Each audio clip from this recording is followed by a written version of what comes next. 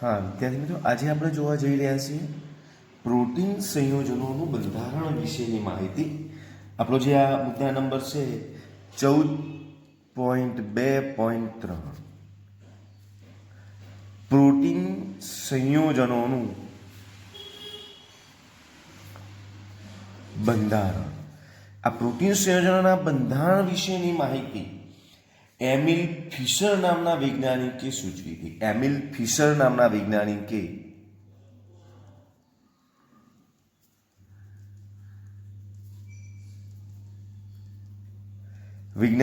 સૂચવ્યું કે વૈજ્ઞાનિકે એવું સૂચવ્યું કે એક એમિનો એસિડના NH2 સમૂહ તથા બીજો એમિનો એસિડને એમિલ ફિશર નામના વૈજ્ઞાનિકે પ્રોટીનના સંયોજનોના બંધારણ વિશેની માહિતી આપી. એમણે એવું કહ્યું કે એક એમિનો એસિડના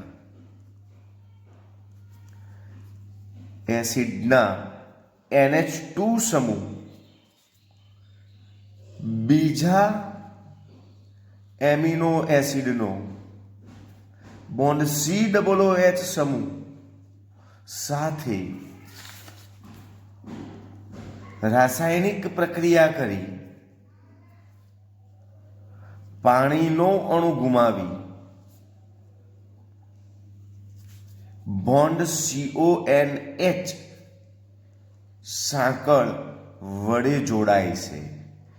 બોન્ડ CONH સાંકળ વડે જોડાય છે તેને પેપ્ટાઇડ બંધ કહે છે. તેને શું કહેવામાં આવે છે?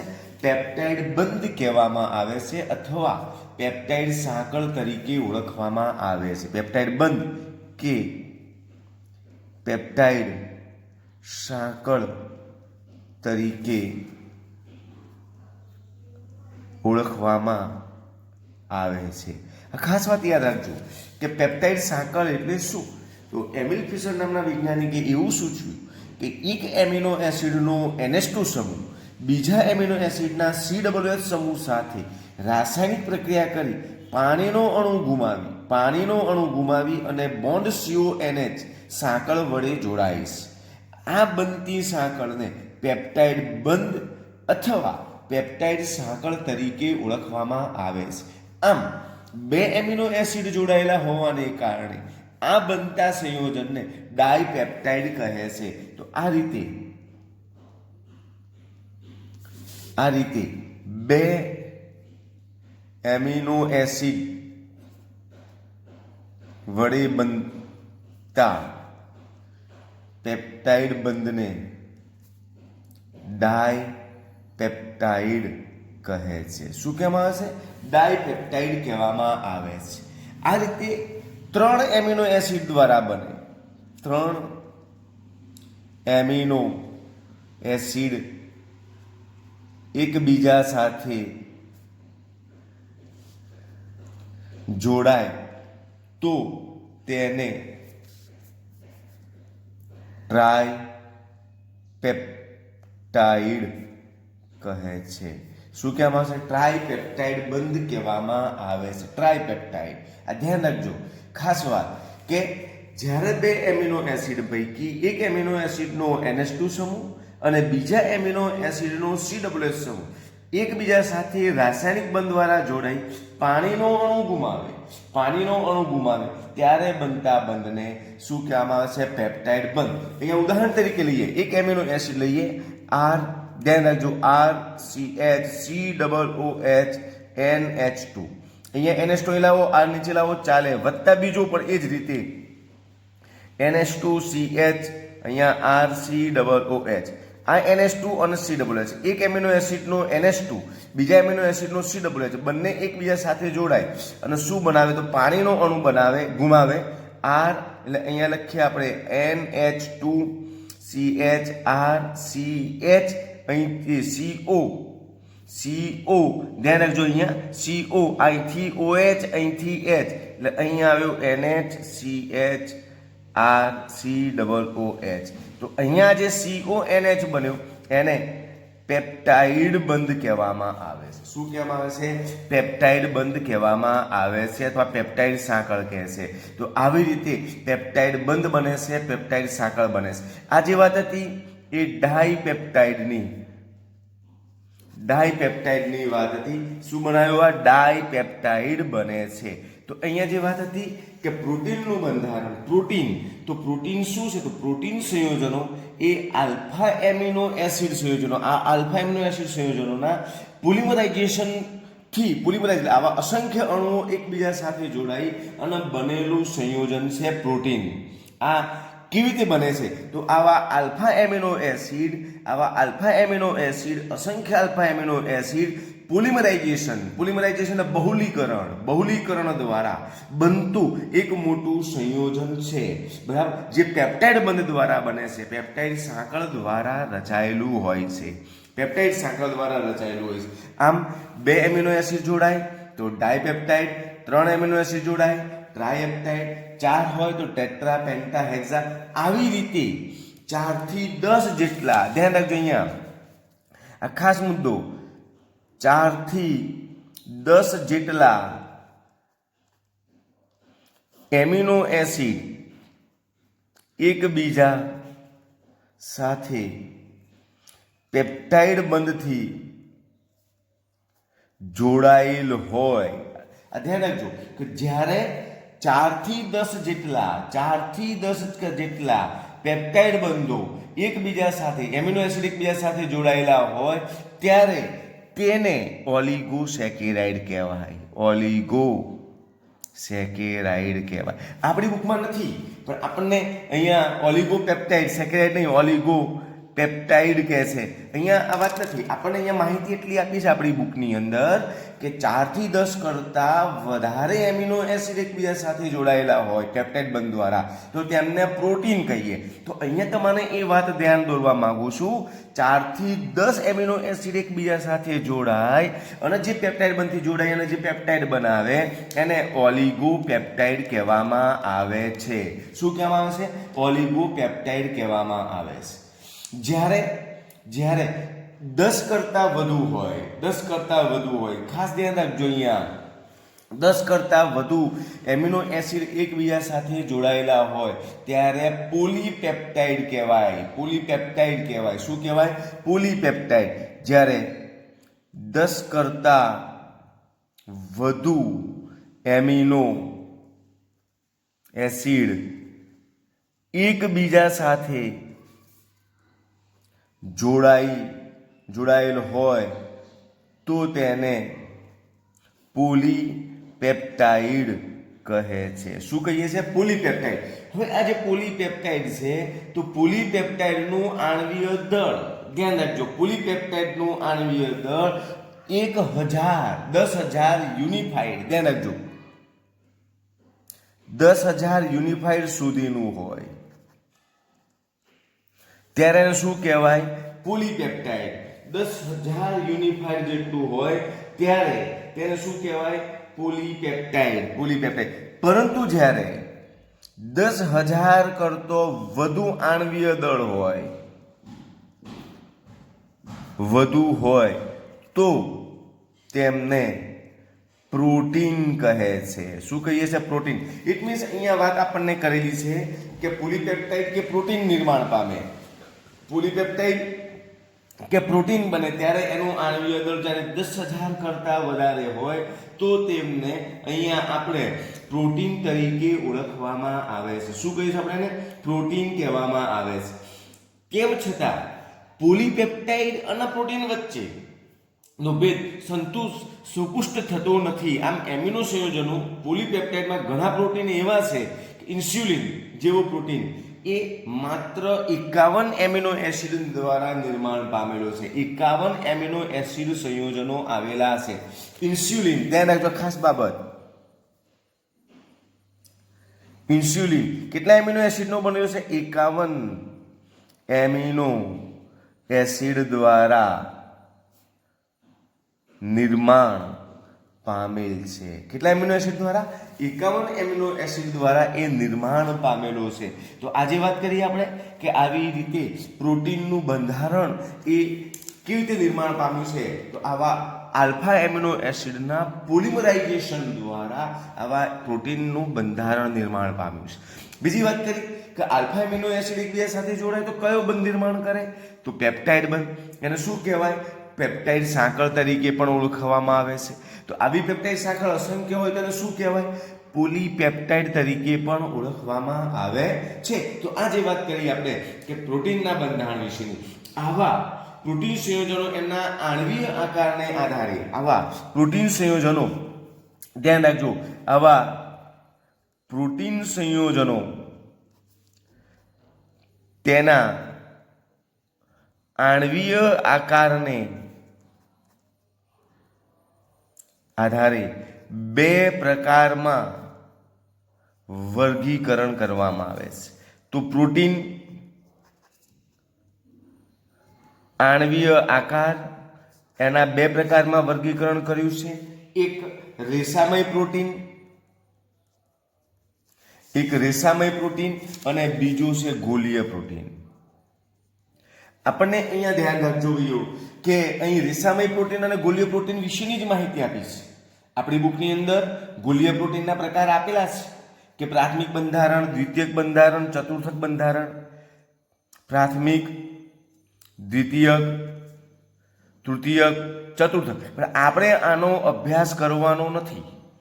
પ્રોટીનના બંધારણમાં આપણે પ્રોટીનનું વિકૃતિકરણ પણ છે, પ્રોટીન સંયોજનો વિશેની પણ માહિતી છે. તો અહીંયા એ બધાનો અભ્યાસ નથી કરવાનો. આપણું અહીંયા આપણા સિલેબસમાં કે પ્રોટીનનું બંધારણ, તો પ્રોટીન કેવી રીતે નિર્માણ પામે, પોલીપેપ્ટાઇડ કોને કહેવાય, પેપ્ટાઇડ બંધ કોને કહેવાય, અને પ્રોટીનનું વર્ગીકરણ આણ્વીય આકારને આધારે રેસામય પ્રોટીન અને ગોલીય પ્રોટીન, આટલી વાત સુધી આપણે અહીંયા અભ્યાસ કરવાનો છે આપણા સિલેબસમાં. આ વર્ષ પૂરતો ધ્યાન રાખજો કે એમાં રેસામય પ્રોટીન કોને કહેવાય કે જ્યારે પોલીપેપ્ટાઇડ શૃંખલાનો એકબીજાને સમાંતર ગોઠવાયેલી હોય. ધ્યાન રાખજો, અહીંયા વાત કરીશ આપણને કે ભાઈ એમાં પહેલું રેસામય પ્રોટીન, બરાબર, એના આણ્વીય આકારને આધારે રેસામય પ્રોટીન. કયું પ્રોટીન? રેસામય પ્રોટીનની વાત કરવાની છે. તો જ્યારે પેપ્ટાઇડ શૃંખલાઓ એકબીજાને સમાંતર ગોઠવાયેલી હોય, જ્યારે પેપ્ટાઇડ શૃંખલાઓ, અહીંયા ખાસ મુદ્દો, પેપ્ટાઇડ શૃંખલાઓ એકબીજાને સમાંતર ગોઠવાયેલ હોય, પેપ્ટાઇડ શૃંખલાઓ જ્યારે એકબીજાને સમાંતર ગોઠવાયેલી હોય અને એકબીજા સાથે હાઇડ્રોજન બંધ, આ ખાસ વાત, પેપ્ટાઇડ શૃંખલાઓ એકબીજા સાથે સમાંતર ગોઠવાયેલી હોય અને તે એકબીજા સાથે હાઇડ્રોજન બંધ, આ ઇમ્પોર્ટન્ટ છે, જે એકબીજા સાથે હાઇડ્રોજન બંધ અને ડાયસલ્ફાઇડ બંધ અને ડાયસલ્ફાઇડ બંધ અને એકબીજા સાથે ડાયસલ્ફાઇડ બંધથી જોડાયેલ હોય, એકબીજા સાથે એ હાઇડ્રોજન બંધ અને ડાયસલ્ફાઇડ બંધથી જોડાયેલી હોય ત્યારે એ રેસામય બંધારણ બનાવે છે. જોડાયેલ હોય ત્યારે તે રેસામય બંધારણ રચે છે. આ ખાસ વાત કે ભાઈ રેસામય પ્રોટીનમાં કયા કયા તત્વો આવેલા છે, કયા કયા બંધ આવેલા છે. આ એમસીક્યુ, એક હાઇડ્રોજન બંધ અને બીજો છે ડાયસલ્ફાઇડ બંધ રચે છે. આમ પ્રોટીન સંયોજનો સામાન્ય રીતે પાણીમાં અદ્રાવ્ય રચે છે. આ પ્રોટીન સંયોજનો પાણીમાં કેવા છે? અદ્રાવ્ય છે. પાણીમાં કેવા છે? અદ્રાવ્ય છે. એના ઉદાહરણ જોઈએ આપણે કે ઉદાહરણ ખાસ યાદ રાખવાના છે. એક કેરેટીન, એટલે કે આપણા માથાના વાળ, ઊન, રેશમ, આ વગેરેનો સમાવેશ આમાં થાય છે. અને બીજા છે બરાબર માયોસિન, બીજું ઉદાહરણ છે માયોસિન. કેરેટીન એ રેસામય પ્રોટીન છે. એ એમની અંદર બધા જ એમિનો એસિડ એકબીજાને સમાંતરે ગોઠવાયેલા હોય છે. તેમની વચ્ચે હાઇડ્રોજન બંધ કે ડાયસલ્ફાઇડ બંધ રચાય છે. એ જ રીતે માયોસિન, માયોસિન એટલે કે સ્નાયુઓ, આમાં પણ એક રેસામય પ્રોટીન છે. એટલે કે એક બરાબર એ જે રેસામય પ્રોટીન એકબીજાને સમાંતરે ગોઠવાયેલા હોય છે. તો આમ આ જે વાત હતી એ વાત હતી રેસામય પ્રોટીનની વાત. હવે પ્રકાર નંબર 2 જોવા જઈ રહ્યા છીએ, ગોલીય પ્રોટીન. ધ્યાન રાખજો, આ બે જ વાત યાદ રાખવાની છે કે ભાઈ પ્રોટીનનું બંધારણ. તો એમિલ ફિશર નામના વૈજ્ઞાનિકે એક એમિનો એસિડનો NH2 સમૂહ અને બીજા એમિનો એસિડના COOH સમૂહ સાથે રાસાયણિક પ્રક્રિયા કરવાથી પાણીનો અણુ ગુમાવી CONH બંધ નિર્માણ પામે છે. આ બંધને પેપ્ટાઇડ બંધ અથવા પેપ્ટાઇડ સાંકળ તરીકે ઓળખવામાં આવે છે. આવા બે એમિનો એસિડ જોડાય તો એને ડાયપેપ્ટાઇડ, 3 એમિનો એસિડ જોડાય તો ટ્રાયપેપ્ટાઇડ, 4 હોય તો ટેન્ટ્રા, પેન્ટા, હેક્સા. આમ 10 એમિનો એસિડ એ જોડાઈ શકે છે. જો એ 4 થી 10 સુધી પેપ્ટાઇડ બંધો આ રીતે 4 થી 10 સુધીના જો એમિનો એસિડ જોડાયેલા હોય, આપણી બુકમાંનો ઉલ્લેખ નથી તો હું તમને સમજાવી રહ્યો છું કે 4 થી 10 એમિનો એસિડ એકબીજા સાથે જોડાયેલા હોય તો તેને અહીંયા આપણે ઓલિગોપેપ્ટાઇડ કહેવામાં આવે છે. જ્યારે 10 કરતાં વધુ એમિનો એસિડ એકબીજા સાથે જોડાય ત્યારે એને પોલીપેપ્ટાઇડ કે પ્રોટીન કહેવામાં આવે છે. પોલીપેપ્ટાઇડ અથવા પ્રોટીન કહેવામાં આવે છે. હવે પોલીપેપ્ટાઇડ ક્યાં સુધી કે જ્યાં સુધી 10,000 યુનિફાઈડ કરતો ઓછું આણ્વીય દળ હોય. 10,000 કરતો ઓછું આણ્વીય દળ હોય તો એને પોલીપેપ્ટાઇડ કહેવાય. 10,000 થી વધારે યુનિફાઈડ એટલે એટોમિક માસ યુનિટ આણ્વીય દળ ધરાવતા હોય તો તેમને પ્રોટીન તરીકે ઓળખવામાં આવે છે. આપણે વાત શીખી હતી કે ભાઈ પ્રોટીન કેવા, એમાં રેસામય પ્રોટીનની વાત કરી. હવે વાત કરવા જઈ રહ્યા છે ગોલીય પ્રોટીન. ગોલીય પ્રોટીન, ગોલીય પ્રોટીન કોને કહીશું તો ગોલીય પ્રોટીન એટલે શું કે જ્યારે પેપ્ટાઇડ શૃંખલાઓ એકબીજા સાથે વળી અને શૃંખલા એકબીજા સાથે વળી અને એક નિશ્ચિત અંતરે ગોળાકાર સ્પ્રિંગ જેવા સ્વરૂપમાં ફેરવાય ત્યારે એને ગોળીયાકારનું પ્રોટીન બંધારણ કહેવામાં આવે છે. જ્યારે પોલીપેપ્ટાઇડ શૃંખલા વળી ગોળાકાર સ્વરૂપમાં ફેરવાય ત્યારે અહીંયા વાત કરી કે જ્યારે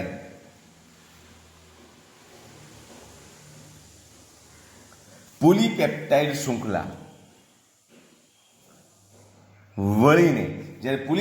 શૃંખલા વળીને એક ગોળાકાર સ્વરૂપ ધારણ કરે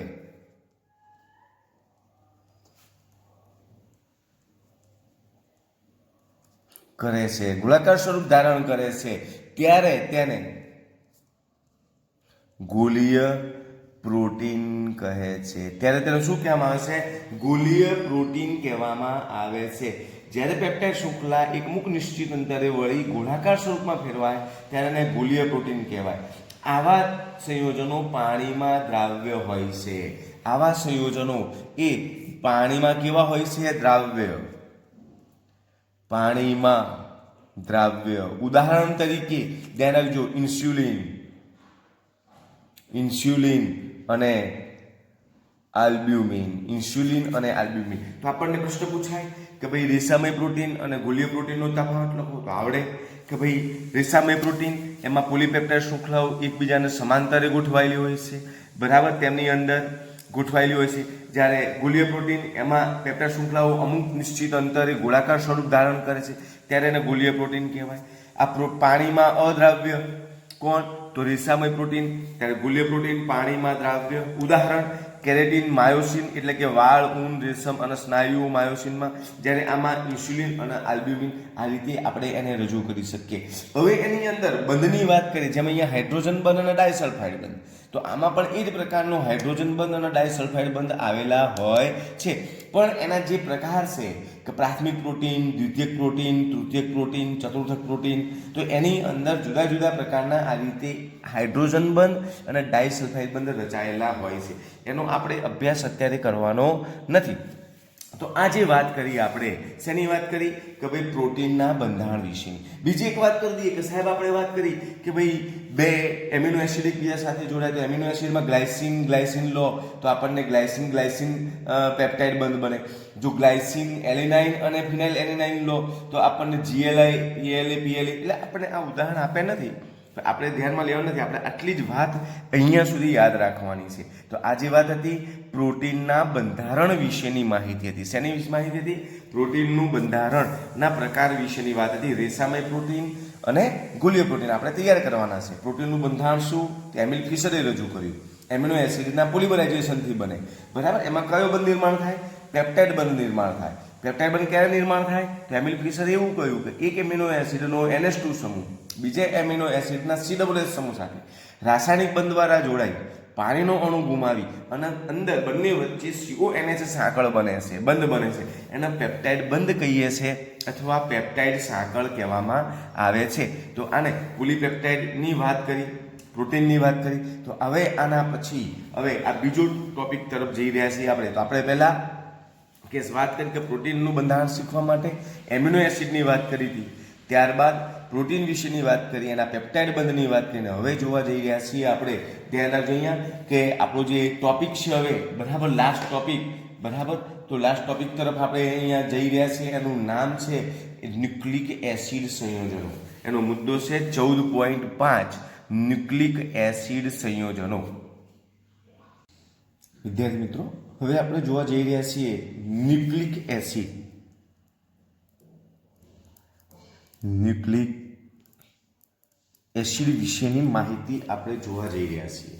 તો ધ્યાન રાખજો અહીંયા કે દરેક સજીવની પ્રત્યેક પેઢી તેના પૂર્વજો સાથે ઘણી બધી સામ્યતા ધરાવતું હોય છે. આ પહેલી વાત ધ્યાન રાખજો કે દરેક પેઢી બરાબર, દરેક પેઢી એટલે કોની? તો સજીવ. દરેક સજીવની પેઢી તેના પૂર્વજો સાથે ઘણી રીતે સામ્યતા ધરાવતી હોય છે. અમુક લક્ષણો એની સાથે સામ્યતા ધરાવતા હોય છે. આ લાક્ષણિકતા, આ જે લક્ષણોની લાક્ષણિકતા એક પેઢીથી બીજી પેઢી એ ઉતરી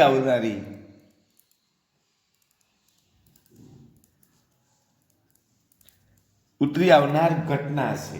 તેને આનુવંશિકતા કહે છે. એને શું કહેવામાં આવે છે? આનુવંશિકતા કહેવામાં આવે છે. આનુવંશિકતા કોને કહીએ છીએ? તો ધ્યાન રાખજો અહીંયા કે દરેક સજીવની પ્રત્યેક પેઢી તેના પૂર્વજો સાથે ઘણી બધી લક્ષણોમાં સામ્યતા ધરાવતું હોય છે.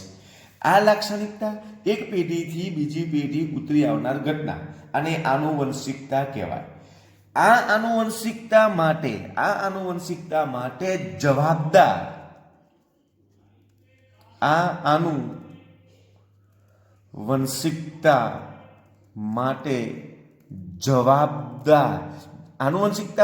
જવાબદાર જીવંત કોષના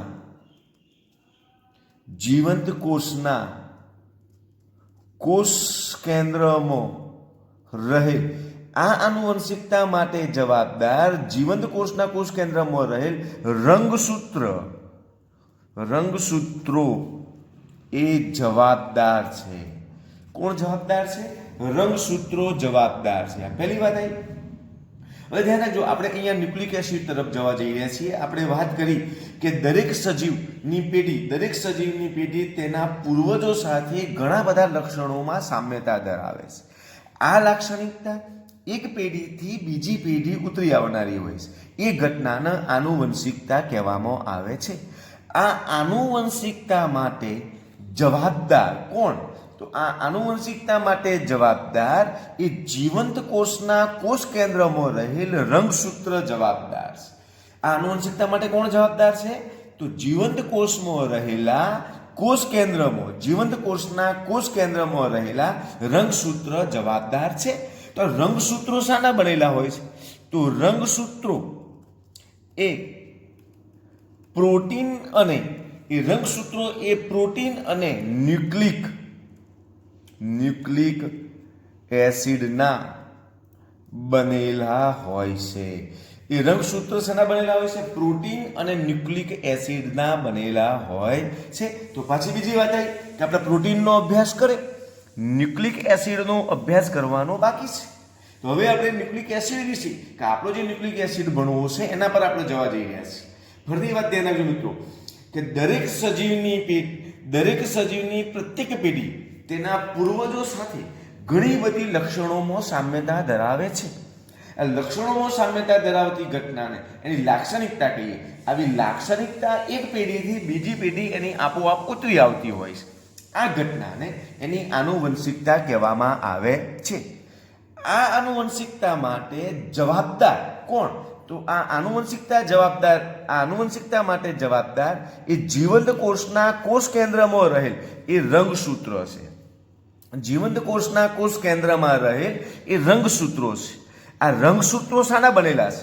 તો આ રંગસૂત્ર એ પ્રોટીન અને ન્યુક્લિક એસિડના બનેલા હોય છે. હવે વાત કરવા જઈ રહ્યા છે તો ન્યુક્લિક એસિડ, તો ન્યુક્લિક એસિડ આપણો ન્યુક્લિક એસિડ એ બે પ્રકારના છે. કેટલા પ્રકારના છે? બે પ્રકારના. ન્યુક્લિક એસિડ કેટલા પ્રકારના છે? બે. Number 1 deoxyribonucleic acid. Deoxyribonucleic acid DNA.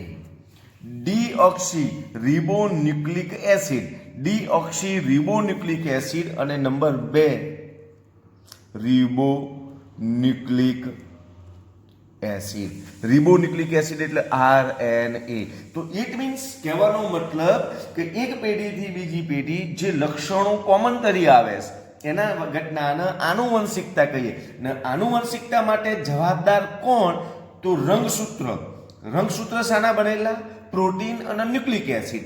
એના માટે જવાબદાર કોણ? તો ન્યુક્લિક એસિડ એટલે બે પ્રકારના DNA અને RNA.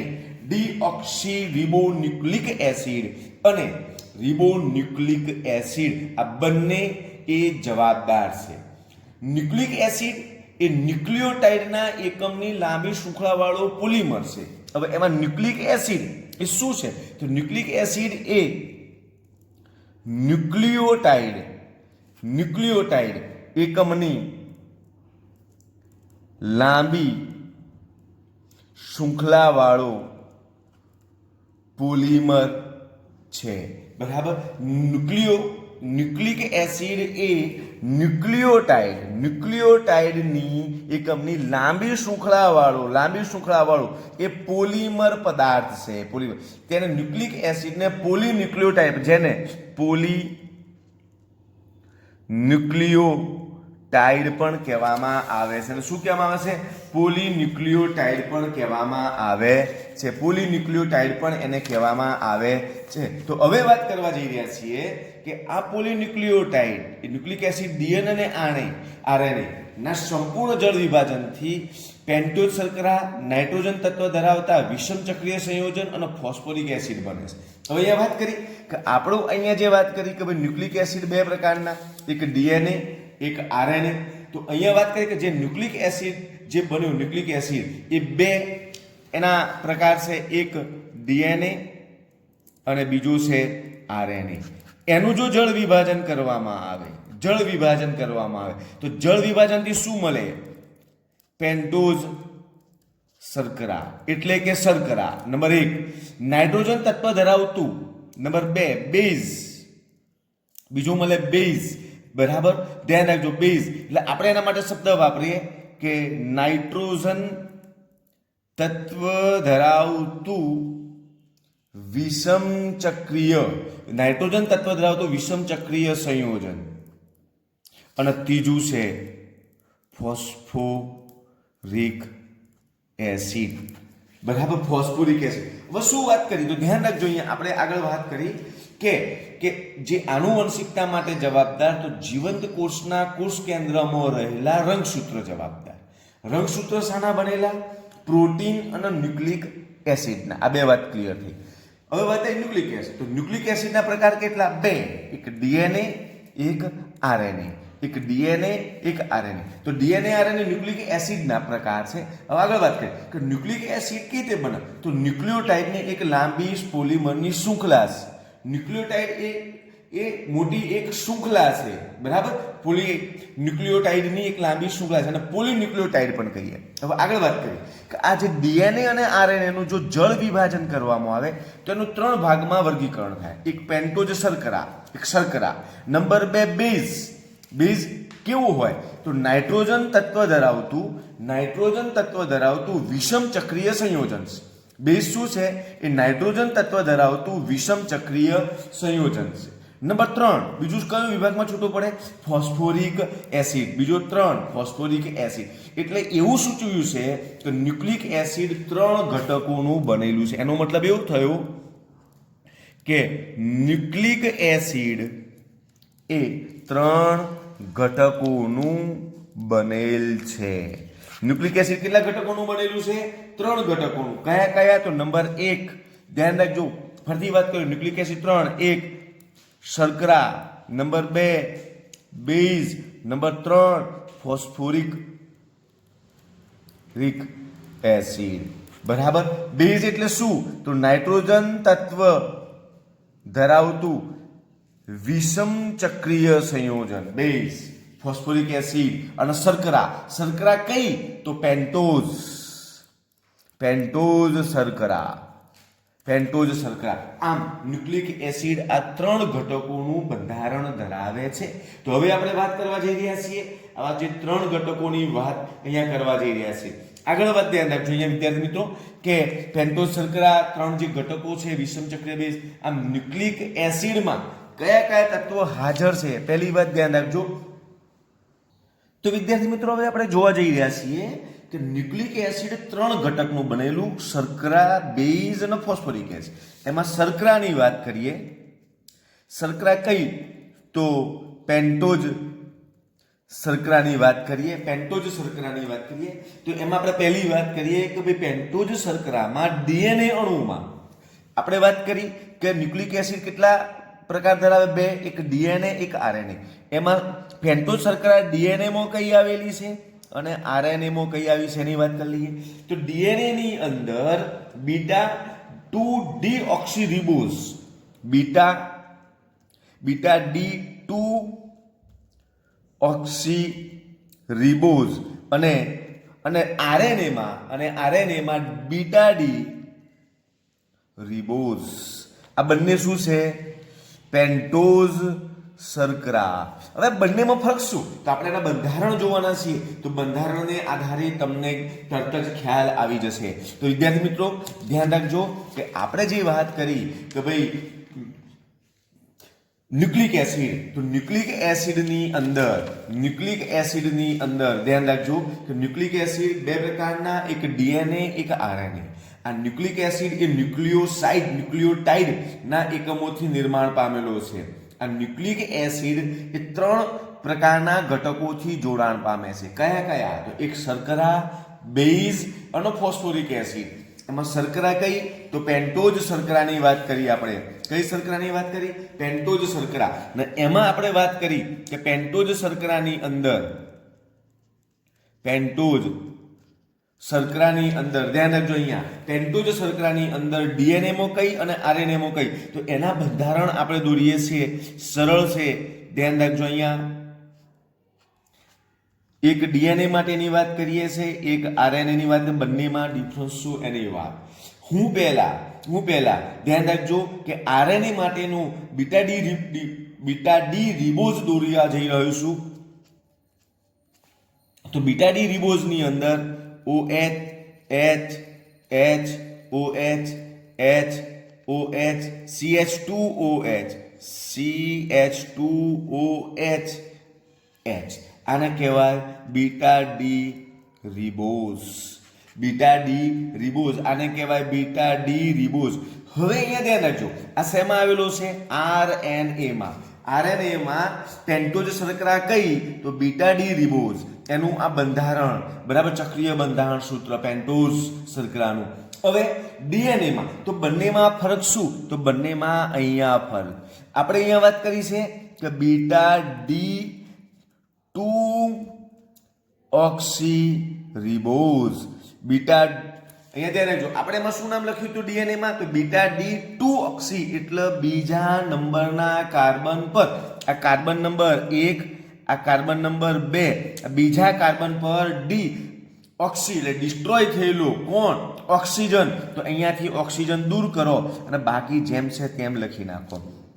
OH, H, H, H, H, OH, CH2OH, અને H. તો આ બની ગયું બીટા ડી 2 ઓક્સી રિબોઝ. બરાબર. તો બંનેમાં ફરક અહીંયા આટલો જ. અહીંયાથી O જાય એટલે ડિસ્ટ્રોય થયો, એટલે બીજા નંબરના કાર્બન પરથી દૂર થયું, એટલે 2 ઓક્સી બીટા ડી 2 ઓક્સી રિબોઝ. બરાબર. તો ધ્યાન રાખજો, અહીંયા આવી રીતે આપણે અહીંયા 2 ઓક્સી ribose D ઓક્સી beta D 2 D ઓક્સી ribose 2 D ઓક્સી ribose. ધ્યાન રાખજો ને આ ખાલી રિબોઝ. તો આવી રીતે આ પેન્ટોઝ શર્કરા ન્યુક્લિક એસિડના બંધારણમાં એક આ પેન્ટોઝ શર્કરા અગત્યનો ભાગ ભજવે. નંબર 2, બેઝની વાત કરી હતી. તો બેઝમાં આપણે સ્પષ્ટતા કરી હતી કે બેઝની અંદર, ધ્યાન રાખજો વિદ્યાર્થી મિત્રો, બેઝમાં આપણે વાત કરી હતી બેઝ કેવો, તો બેઝની અંદર નાઇટ્રોજન તત્વ ધરાવતા વિષમ ચક્રીય સંયોજન. વિષમ ચક્રીય સંયોજન. તો અહીંયા વાત કરી કે વિષમ ચક્રીય સંયોજન કેવા, તો ન્યુક્લિક એસિડમાં વિષમ ચક્રીય સંયોજનમાં પિરિમિડિન, વિષમ ચક્રીય પ્રણાલીઓ પ્યુરિન અને પિરિમિડિન. ધ્યાન રાખજો કે આ બેઝ કયા, તો ધ્યાન રાખજો કે ન્યુક્લિક એસિડમાં બેઝ તરીકે કોણ કોણ હોઈ શકે, એસિડમાં કોણ હોઈ શકે. ન્યુક્લિક એસિડમાં આપણે પહેલી વાત કરી લઈએ કે અહીંયા વિષમ ચક્રીય બેઝમાં ડીએનએમાં 4 બેઝ હોય છે, સંયોજનો હોય છે. એક બરાબર બેઝ તરીકે 4 હોય છે. એક એડેનિન એટલે કેપિટલ A, ગ્વાનિન એટલે કેપિટલ G. ધ્યાન રાખજો. થાઇમિન એટલે કેપિટલ T. ધ્યાન રાખજો. યુરેસિલ એટલે કેપિટલ U. આ વિષમ ચક્રીય બેઝ છે. આ બધા કેવા છે? વિષમ ચક્રીય બેઝ છે. તેમાં A અને G બરાબર પ્યુરિનના વ્યુત્પન્ન તથા CTU એ પિરિમિડિનના વ્યુત્પન્ન છે. બરાબર. તો ધ્યાન રાખજો અહીંયા કે આજે વાત કરી કે પહેલા વિષમ ચક્રીય સંયોજનો ક્યાં, બરાબર. તો અહીંયા વાત કરી આપણે ડીએનએમાં કયા કયા હોય એની વાત કરી. આરએનએમાં પણ 4 છે, જેમાં પ્રથમ 3 સમાન છે, A G T સમાન છે, પરંતુ ચોથું બેઝ સંયોજન યુરેસિલ હોય છે. કયું હોય છે? ચોથું બેઝ સંયોજન યુરેસિલ U હોય છે. ધ્યાન રાખજો. પહેલામાં એડેનિન, ગ્વાનિન, સાઇટોસિન અને થાઇમિન. એડેનિન, ગ્વાનિન બરાબર, સાઇટોસિન ધ્યાન રાખજો. Cytosine C. આ C એટલે 1 2 3 અને 4 બરાબર એ ડીએનએ માં હોય. તો ડીએનએ માં કયા વિષમ ચક્રીય બેઝ, તો એડેનિન A, ગ્વાનિન, થાઇમિન અને સાઇટોસિન C. આરએનએ માં કયા? આરએનએ માં A સિવાયના બરાબર પહેલા 3 કોમન, A G T. ધ્યાન રાખજો. અને યુરેસિલ U. અહીંયા C સાઇટોસિન આવતો નથી. અહીંયા ધ્યાન રાખજો. હા, ગ્વાનિન, એડેનિન, ગ્વાનિન, સાઇટોસિન. ધ્યાન રાખજો. એડેનિન, ગ્વાનિન અને સાઇટોસિન બરાબર. ધ્યાન રાખજો. એડેનિન, ગ્વાનિન અને સાઇટોસિન. ADC C કોમન હોય. ધ્યાન રાખજો. અને T એની જગ્યાએ અહીંયા U. AGC આ ત્રણેયમાં કોમન, બંને ડીએનએ આરએનએ માં કોમન. અને ડીએનએ હોય તો થાઇમિન અને આરએનએ હોય તો યુરોસિલ. બરાબર. જુદું ખાલી આ બે પડે છે, T અને U. આ બે વાત ખાસ યાદ રાખજો આ MCQ માં કે ભાઈ આપણે શું ફરતી વાત ધ્યાન રાખજો. અહીંયા વાત કરવા જઈ રહ્યો છું કે આરએનએ અને ડીએનએ એ 3 પ્રકારના બંધારણોથી નિર્માણ પામી છે. એક પેન્ટોઝ શર્કરા, બેઝ અને ફોસ્ફોરિક એસિડ. પેન્ટોઝ શર્કરામાં આપણે વાત કરી કે પેન્ટોઝ શર્કરામાં બીટા ડી રિબોઝ એ આરએનએ માં આવેલી હોય અને બીટા ડી 2 ડીઓક્સી રિબોઝ એ ડીએનએ માં આવેલી હોય. બંનેના બંધારણમાં શું ફરક એની વાત કરી લીધી. બીજી વાત કે બેઝ તરીકે જે 5 નામ છે બેઝ તરીકે એડેનિન, ગ્વાનિન, થાઇમિન, યુરેસિલ અને સાઇટોસિન બરાબર. તે 5 બેઝ પૈકી ડીએનએ માં એડેનિન, ગ્વાનિન, સાઇટોસિન અને થાઇમિન, જ્યારે આરએનએ માં એડેનિન, ગ્વાનિન, સાઇટોસિન અને યુરેસિલ આ બેઝ તરીકે એની અંદર આવેલા હોય છે. હવે વાત કરીએ આગળ કે આ બધા જે છે એ કયા શેમાં હોય છે? ન્યુક્લિક એસિડમાં પ્યુરિન અને પિરિમિડિન વિષમ ચક્રીય પ્રણાલીઓ બેઝ તરીકે હોય છે. હવે આ જે વાત આવી એ બધા વાત ક્યાં હોય? તો અહીંયા આપણે સ્પષ્ટતા કરીએ કે આ જે બધી વાત એ વિષમ ચક્રીય પિરિમિડિન. તો પિરિમિડિનનું બંધારણ શું? વિષમ ચક્રીય પિરિમિડિન તો વિદ્યાર્થી મિત્રો હવે આપણે પેલા જોવા જઈ રહ્યા છીએ કે ન્યુક્લિક એસિડ પ્યુરિન અને પિરિમિડિન. તો પિરિમિડિન નું બંધારણીય સૂત્ર પહેલા આપણે દોરીએ. ધ્યાન રાખજો અહીંયા N આ પિરિમિડિન નું બંધારણીય સૂત્ર થયું. આ પિરિમિડિન નું બંધારણ સૂત્ર થયું. આ કાર્બન નંબર 1 2 3 4 5 અને 6. એવી જ રીતે અહીંયા પ્યુરિનના બંધારણીય સૂત્રમાં એ જ વાત કરવાની છે. ધ્યાન રાખજો અહીંયા N આવી રીતે અહીંયા લખવાનું છે NH N અહીં જેમ જે આપણે કર્યું હતું આગળ પિરિમિડિન એ જ પ્રકારે અહીંયા બતાવવાનું છે આવી રીતે. તો આ જે વાત હતી બરાબર, આ પ્યુરિન કહેવાય, પિરિમિડિન કહેવાય. તો આના આધારે આપણા જે AgCTU જે છે એના બંધારણીય સૂત્રો આપણે દોરીએ. કોઈ ચેન્જ નથી. આ જે છે એની અંદર આ તમારા છઠ્ઠા કાર્બન પર NH2 આવે તો એડેનિન. ધ્યાન રાખજો આ જ બંધારણ. એડેનિન નું બંધારણ શું? એડેનિન. તો એડેનિનના બંધારણમાં આપણે આવી રીતે બેન્ઝીન ચક્ર દોરી દેવાનું. અહીંયા N, અહીંયા N, અહીંયા NH2.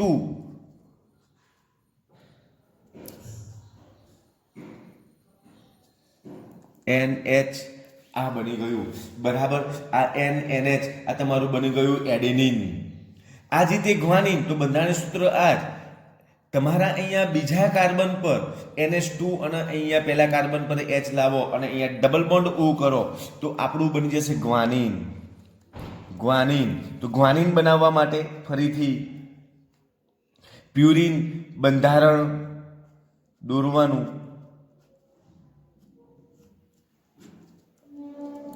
NH અહીંયા N ડબલ બોન્ડ O,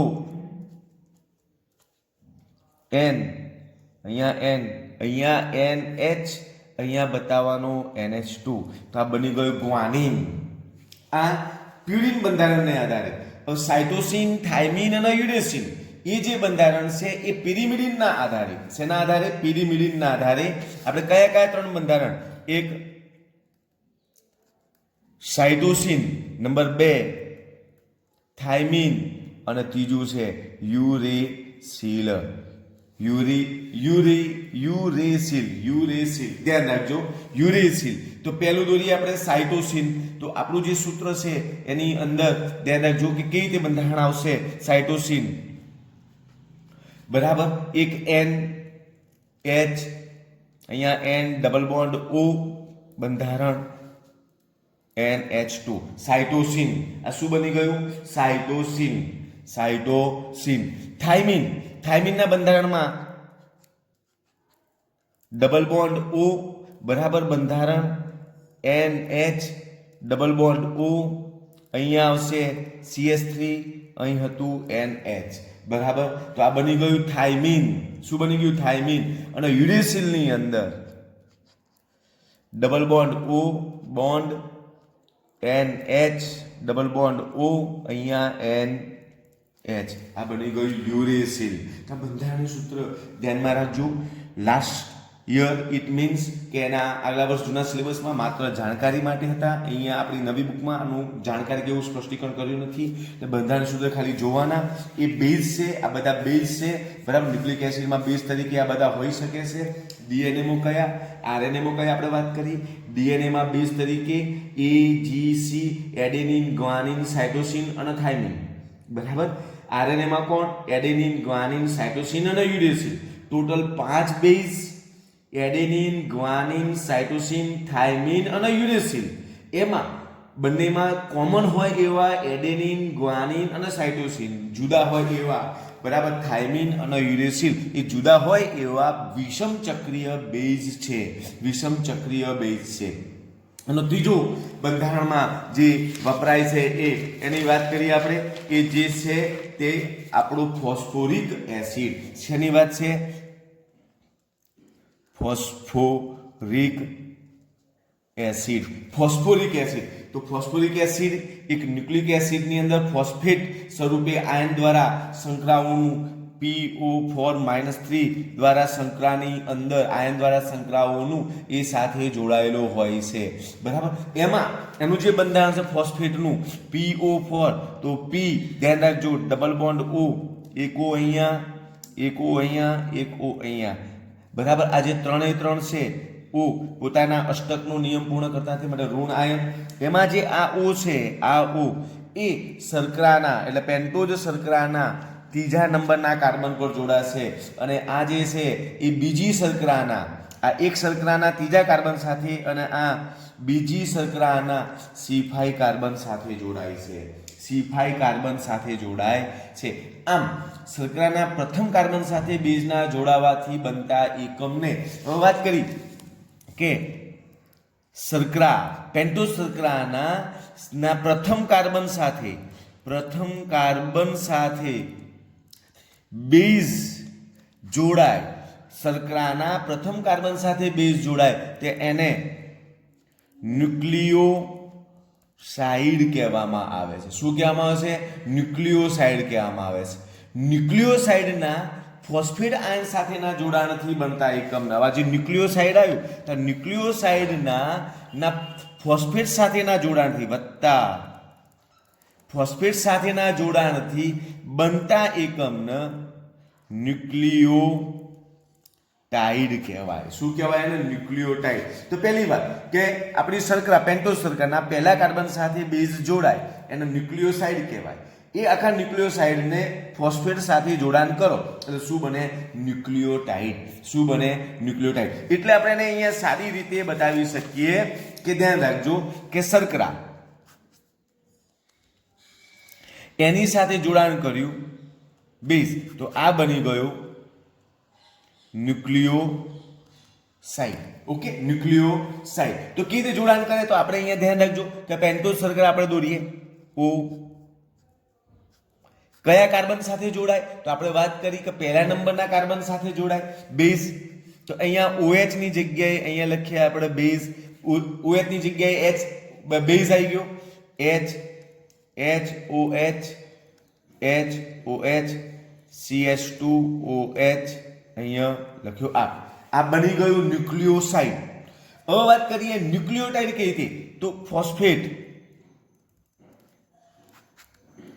શર્કરા અને બેઝ, ફોસ્ફેટ શર્કરા અને બેઝ આ જે વસ્તુ છે એમની એમ અને ફોસ્ફેટ ક્યાં જોડાય તો CH2OH ની જગ્યાએ તો આપણે સ્પષ્ટતા કરી કે એ કયા કાર્બન સાથે જોડાય તો C5 કાર્બન સાથે બીજો O જોડાય, C5 C1 બરાબર સાથે અહીંયા આપણો કાર્બન જોડાય, બરાબર. તો અહીંયા પાંચમા નંબરના કાર્બન સાથે જે બીજી શર્કરા જોડવામાં આવે બેઝની, બરાબર, તો આપણને આખો ન્યુક્લિયોટાઇડ બને. એટલે આપણે અહીંયા ન્યુક્લિયોટાઇડનું બંધારણ દોરવું હોય તો O HOH અહીંયા લખીશું HOH, અહીંયા H, અહીં લખીશું CH2 અને અહીંયા જોડાશે phosphate OP double bond O, અહીંયા O નેગેટિવ, અહીંયા O નેગેટિવ અને આના O સાથે CH2 જોડાયો ફોસ્ફેટ, અહીંયા બેઝ અને અહીંયા H, બરાબર. તો આને કહેવાય ન્યુક્લિયોટાઇડ. આને શું કહીશું આપણે? ન્યુક્લિયોટાઇડ કહેવામાં આવે છે. તો આવા બે ફોસ્ફેટ બેઝ ન્યુક્લિયોટાઇડ બે જોડાણ થાય એટલે આપણને બરાબર ડાયન્યુક્લિયોટાઇડ નિપજ પ્રાપ્ત થાય છે. ડાયન્યુક્લિયોટાઇડ, બરાબર. ન્યુક્લિયોટાઇડ અને ડાયન્યુક્લિયોટાઇડ આવી રીતે નિર્માણ પામે છે. ફોસ્ફેટ ડાયએસ્ટર સાંકળથી જોડાય છે. તો હવે આના આધારે હવે આપણે બંધારણ જોવા જઈ રહ્યા છીએ. ધ્યાન રાખજો DNA અને RNA ની માહિતી માટે DNA અને RNA ની માહિતીની ચર્ચા કરવા.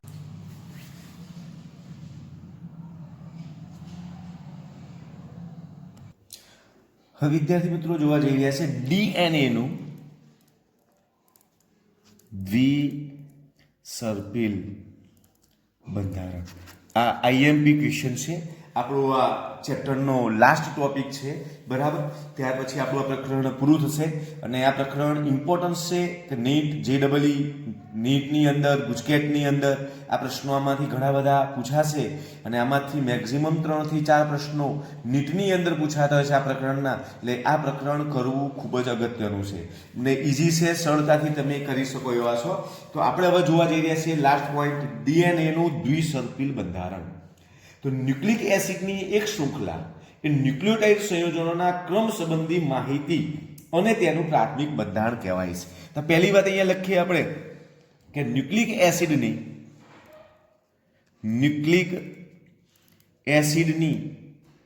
એક શૃંખલા, ન્યુક્લિક એસિડની એક શૃંખલા એ ન્યુક્લિયોટાઇડ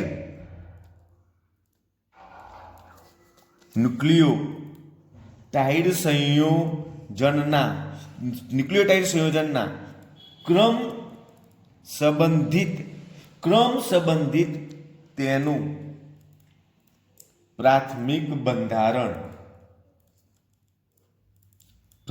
બંધારણ કહેવાય છે. અને એ ન્યુક્લિક એસિડનું દ્વિતીયક બંધારણ પણ હોય છે. જે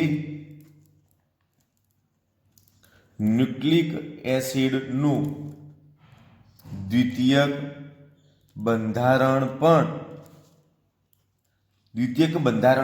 હોય છે. જેની માહિતી જેમ્સ વોટસન અને ફ્રાન્સિસ ક્રિકે એનું દ્વિસર્પિલ બંધારણ રજૂ કર્યું. જેની માહિતી કયા બે વૈજ્ઞાનિકે આપી? તો જેમ્સ વોટસન અને ફ્રાન્સિસ ક્રિક નામના વૈજ્ઞાનિકે આ દ્વિસર્પિલ બંધારણ રજૂ કર્યું. એમણે એવું કહ્યું કે આ બંધારણમાં, ધ્યાન રાખજો, મુદ્દો હવે ચાલુ થાય છે કે આ બંધારણમાં બંને શૃંખલાઓ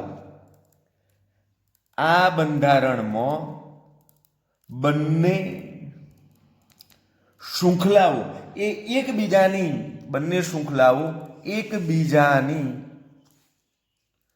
પૂરક હોય છે. આ બંધારણમાં બંને શૃંખલાઓ એકબીજાની પૂરક હોય છે, કારણ કે જે બેઝ પદાર્થોની વિશિષ્ટ જોડીઓ વચ્ચે H બંધ રચાય છે.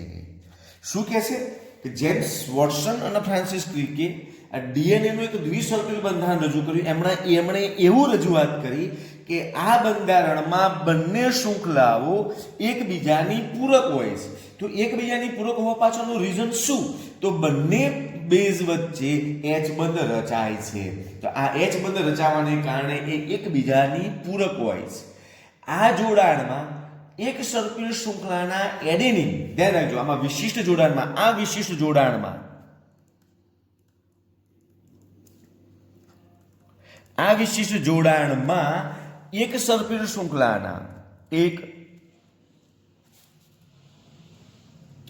એક સર્પિલ શૃંખલાના એડેનિન બીજી સર્પિલ શૃંખલાના થાઇમિન સાથે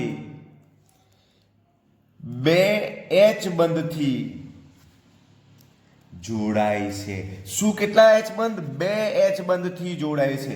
એટલે કે આ વિશિષ્ટ જોડાણમાં એક સર્પિલ શૃંખલા એડેનિનની બીજી સર્પિલ શૃંખલાના થાઇમિન સાથે, એટલે A થી G કેટલા બંધ?